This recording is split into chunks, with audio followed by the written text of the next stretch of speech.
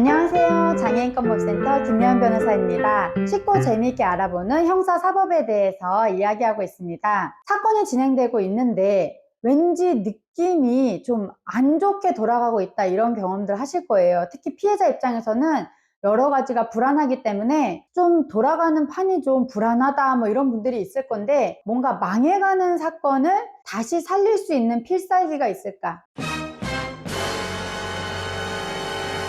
일반적으로 우리가 이 흐름을 가지고 있죠. 피해자가 고소를 하죠. 수사기관에 자기가 당한 범죄를 알리는 것부터 시작을 하는데요. 고소인 조사를 하고 피해자를 부르죠. 그러다 보면은 이제 사건이 조금 수면 위로 드러나잖아요. 뭐 CCTV도 확보하고, 또 주변에 목격자가 있으면 목격자 얘기도 들어보고, 신용카드를 어디서 썼는지, 뭐 어디 위치에 있었는지, 지하철을 어떻게 타고 이동했는지 수사를 통해서 밝혀냅니다. 그리고 나서 이 사람은 잘못한 게 맞네, 벌 받아야 되네, 이렇게 경찰이 판단이 되면 검찰로 사건을 송치하죠. 2021년부터는 모든 사건이 경찰에서 검찰로 송치되는 것이 아니라 경찰에서 사건을 정리할 수 있다고 했잖아요. 수사 종결권이 생겼잖아요. 아예 검찰에 송치도 안 한다고 했잖아요. 그냥 불송치로 끝내버리죠. 그래서 피해자 입장에서는 이게 납득이 안 된다, 이럴 경우에 쓸 수 있는 가장 중요한 도구가 뭐냐? 이의신청입니다. 고소인이 제가 고소한 사건인데 도대체 왜 저 사람이 죄가 없다는 거예요, 저는 받아들일 수 없어요 라고 해서 경찰서에 이의신청을 하면 이 사건은 어떻게 되죠? 머리끄댕이 잡혀가지고 검찰로 넘어가는 거예요.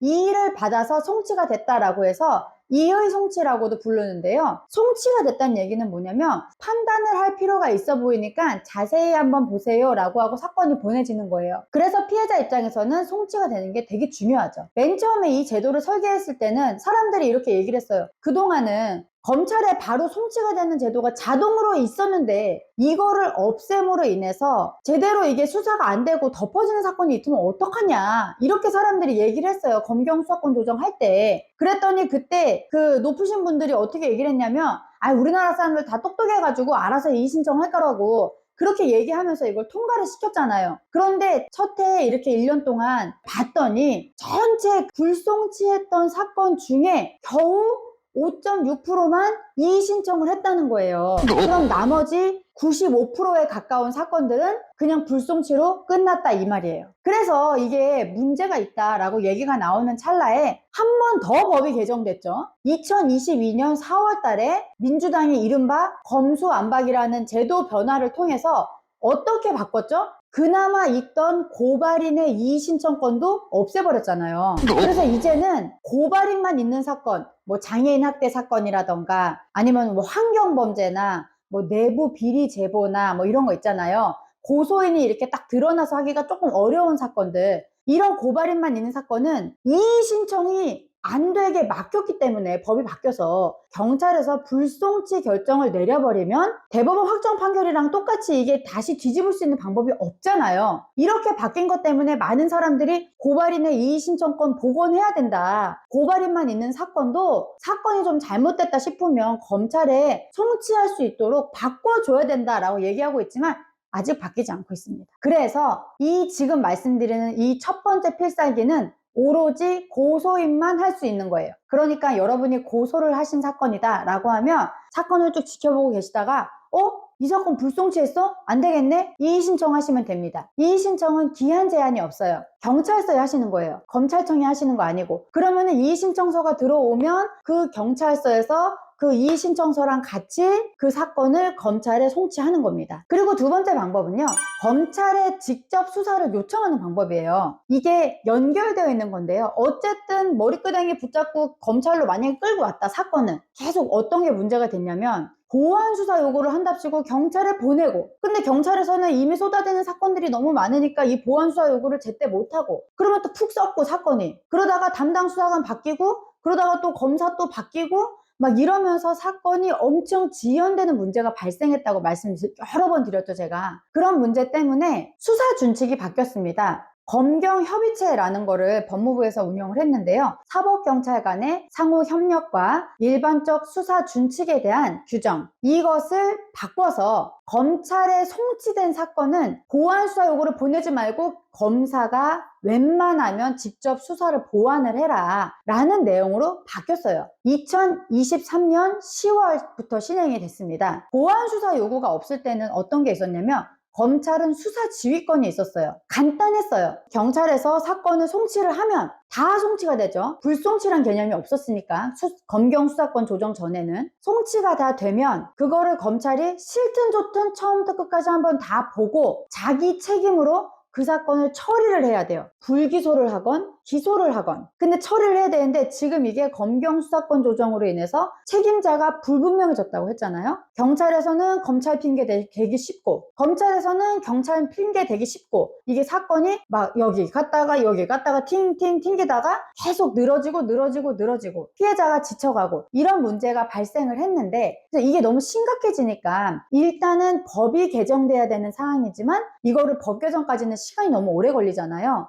국회에서 이게 일을 하지 않으면 작동이 안 되기 때문에 그래서 법무부에서 이거를 대통령령으로 조정할 수 있는 부분까지는 하자라고 해서 조정을 한 겁니다. 어떻게 조정이 됐냐? 송치가 된 사건은 검찰이 들여다보고 1개월 이내에 보완수사 요구를 보내지 않았다. 만약에 그 1개월을 넘어갔다. 그러면 그 이후에는 검사가 직접 그 사건을 보완해야 하도록 바뀌었습니다. 송치 사건을 수리한 날, 송치 사건이 넘어온 날, 넘어와서 검찰청에 도장 딱 찍힌 날이 있을 거 아니에요. 그리고 그게 아니더라도 한번 보완서 요구를 보냈는데 이게 갔다 왔어요. 경찰에 갔다가 보완 수사가 돼서 왔으면 그 왔다고 도장 찍힌 날이 있을 거 아니에요. 그러면은 그 날로부터 언제까지? 한 달 안에 검사가 그걸 읽어보고 추가로 보완 수사 요구를 해야 된다라고 하면 그 한 달 이내에 하라고 원칙을 정한 겁니다. 그러면 그 이후에 경찰에서는 어떻게 돼야 되냐? 경찰에서 보완 수사 요구를 보내왔는데 세워라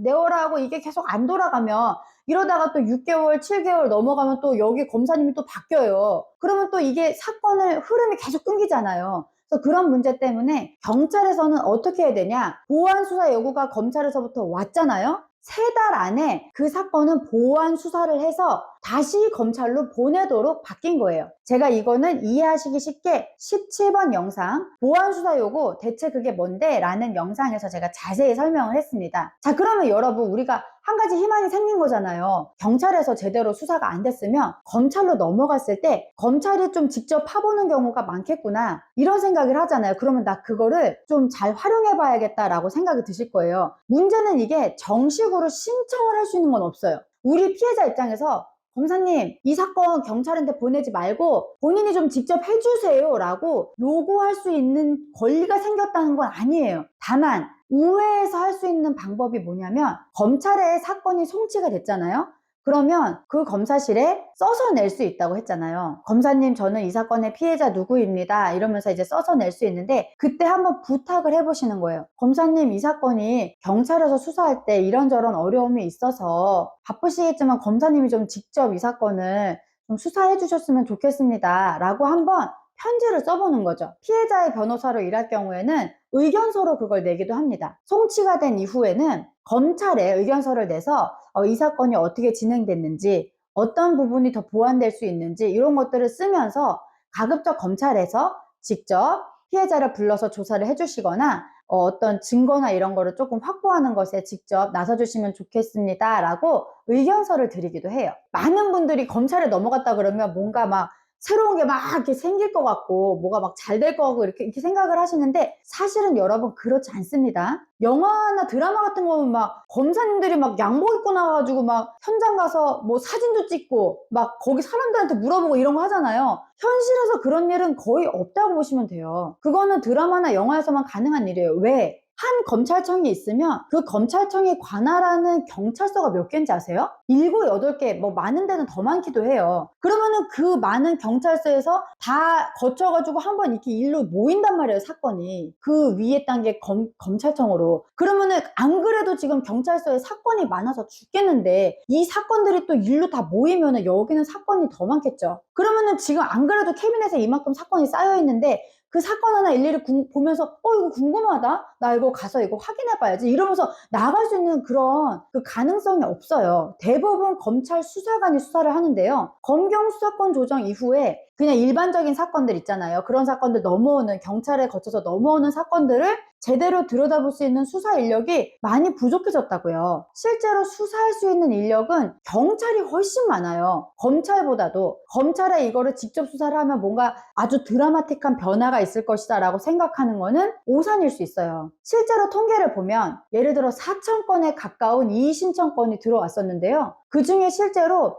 뒤집힌 사건은 400건도 안 돼요. 굉장히 적은 숫자만 뒤집히거나 구속되거나 하는 결론이 나왔거든요. 그래서 여기에 큰 기대를 하지는 마시되, 경찰에서 너무 이 사건이 소통이 안 됐다거나 좀 부족하게 뭔가 한 게 너무 보였다거나, 그래서 그런 부분을 좀 어필하면서 검찰에 내가 추가로 이런 걸 더 낼 테니 더 들여봐 주세요 라는 정도로 얘기를 할 수는 있다. 가끔 이런 분들 있어요. 전화 자주 해도 되나요? 전화를 자주 하거나 막 많이 찾아가면 제 사건을 더 잘 봐주시지 않을까요? 뭐 이런 분들이 있어요. 마음은 제가 이해하는데, 여러분 입장을 바꿔서 생각을 해보세요. 여러분이 직장인이에요. 근데 어떤 일을 처리를 하고 있는데 계속 자기한테 전화해요. 막 이거 언제 돼요? 여러분도 사람이니까 아실 거 아니에요. 이게 거기 사건에 더 마음이 쓰이기보다는 이게 힘들 수가 있어요, 오히려. 그래서 굳이 그렇게 하지 마시고 써서 내세요. 제가 써서 내는 방법은 10번 영상, 증거나 진술을 더 내고 싶을 때 라는 영상에서 자세히 설명을 해놨거든요. 그리고 여러분 지금 이 모든 과정이 좀 너무 버겁다, 내가 하기가 뭐 불송치에 대해서 이의 신청을 하는 것도 좀 너무 버겁고,